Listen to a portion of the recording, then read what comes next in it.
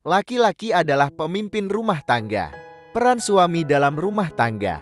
Setiap rumah tangga membutuhkan pemimpin yang mengatur dan mengelola urusan rumah tangga, demikian juga menjaga dan memperhatikan kondisi anggota keluarga. Pemimpin ini haruslah didengar, dipatuhi, dan ditaati selama tidak memerintahkan maksiat kepada Allah Ta'ala. Pemimpin dalam rumah tangga ini adalah laki-laki suami. Dan yang mengangkat laki-laki sebagai pemimpin adalah Allah Ta'ala sendiri. Allah Ta'ala berfirman, yang artinya sebagai berikut ini. Kaum laki-laki itu adalah pemimpin bagi kaum wanita. Hal ini karena Allah telah melebihkan sebagian mereka laki-laki atas sebagian yang lain wanita. Dan karena mereka laki-laki telah menafkahkan sebagian dari harta mereka, diterangkan dalam Al-Quran Surat An-Nisa ayat 34. Mengapa suami dijadikan pemimpin? Dalam ayat di atas, Allah Ta'ala sebutkan bahwa laki-laki adalah pemimpin bagi kaum wanita. Dan Allah Ta'ala sebutkan sebabnya.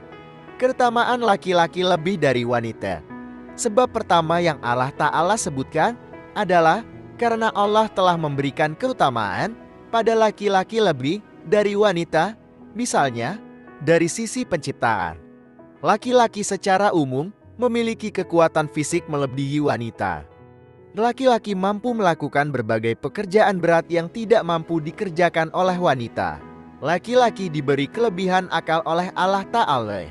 Yang dimaksud dengan kelebihan dari sisi akal di sini adalah laki-laki mampu berpikir jernih tentang tindakan yang terbaik, mampu berpikir panjang dan jauh ke depan, sehingga lebih hati-hati dan lebih tepat dalam mengambil keputusan. Demikian pula kesabaran yang Allah Ta'ala berikan kepada mereka. Sehingga kenabian itu hanya Allah Ta'ala khususkan bagi kaum laki-laki. Allah Ta'ala berfirman di dalam Al-Quran yang artinya sebagai berikut ini. Kami tidaklah mengutus rasul-rasul sebelum kamu Muhammad, melainkan beberapa orang laki-laki yang kami beri wahyu kepada mereka. Maka tanyakanlah olehmu kepada orang-orang yang berilmu, jika kamu tidak mengetahui, diterangkan dalam Al-Quran Surat Al-Anbiya ayat 7. Dalam masalah kepemimpinan, syariat menetapkan kepemimpinan itu pada laki-laki. Rasulullah SAW bersabda sebagai berikut ini. Tidak akan beruntung suatu kaum yang menyerahkan urusan mereka kepada wanita. Hadis riwayat Bukhari no hadis 4425. Dalam masalah fikih persaksian, Allah Ta'ala jadikan persaksian seorang laki-laki setara dengan persaksian dua orang perempuan. Dalam masalah fikih waris, Allah Ta'ala jadikan bagian untuk wanita itu separuh bagian kaum laki-laki. Dalam masalah pernikahan, seorang laki-laki boleh menikah dengan 4 wanita dalam satu waktu. Namun, seorang wanita hanya boleh memiliki 1 suami saja di satu waktu, tidak boleh lebih. Dalam masalah perceraian talak, Allah Ta'ala jadikan hak talak dan rujuk itu bagi kaum laki-laki suami, tidak bagi kaum wanita istri. Dalam masalah nasab, seorang anak itu dinasabkan dibinka kepada bapaknya, kecuali dalam sedikit kasus saja yang dinasabkan kepada sang ibu. Dalam syariat jihad, Allah Ta'ala jadikan kewajiban berjihad itu bagi kaum laki-laki, bukan kaum wanita.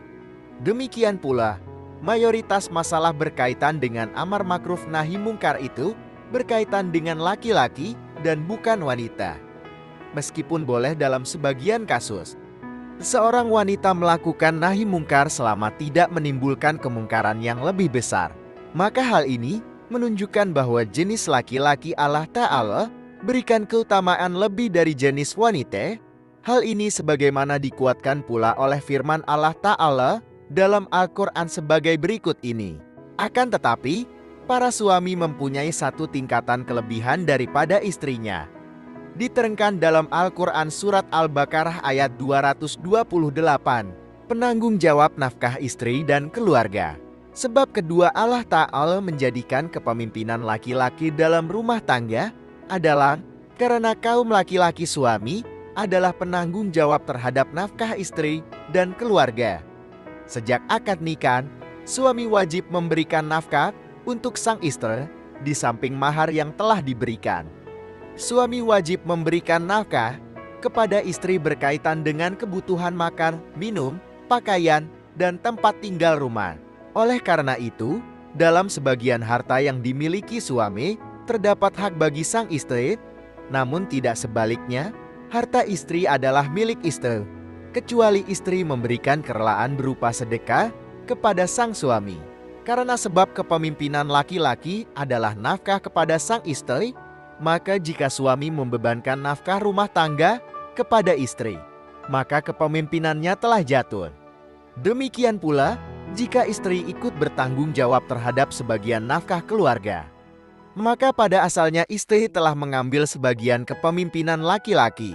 Oleh karena itu, kami nasihatkan, jika suami mengizinkan istri untuk bekerja, sehingga konsekuensinya memiliki penghasilan sendiri, maka jadikanlah penghasilan istri itu untuk dirinya istri sendiri.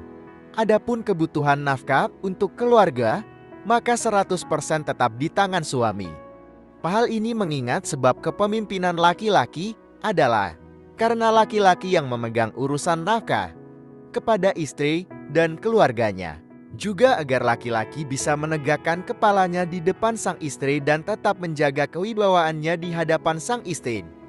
Selain itu, jika istri memegang dan bertanggung jawab terhadap sebagian urusan nafkah, hal ini akan menjadi salah satu sebab seorang istri kemudian durhaka kepada suami karena merasa telah banyak berjasa kepada sang suami. Demikianlah informasi seputar tanggung jawab seorang suami sebagai pemimpin dalam rumah tangga. Semoga penjelasan yang singkat ini bisa bermanfaat bagi kita semuanya dalam membangun mahligai rumah tangga. Semoga menjadi keluarga yang sakinah mawadah warahmah hendaknya, amin Allahumma amin. Jangan lupa bantu share dan subscribe, like dan komentarnya.